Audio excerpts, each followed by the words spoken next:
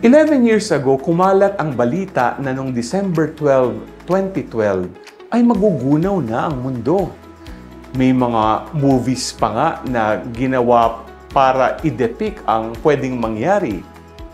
Mayroon din namang nagsabi na nuclear weapons daw ang tatapos sa mundo. Nung magkaroon ng pandemic noong 2019 ay marami din ang nag-isip na baka ito na ang tatapos sa lahat.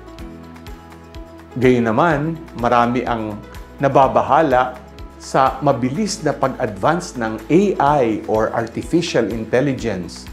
Dahil sa bilis ng technological advancement ay may mga nagsasabi na baka AI na ang pumalit sa tao in the near future. But our gospel for today ay pwedeng reminder. Although originally applied sa temple ay pwede ding sabihing, all that you see here, the days will come when there will not be left a stone upon another stone that will not be thrown down. Lahat ng mga bagay na ito ay lilipas. Gayunpaman, kailangan nating ihanda ang ating sarili sa pagbabalik ng Panginoon. Ikaw, lagi ka bang handa para sa end of days or second coming of Christ? G ka ba?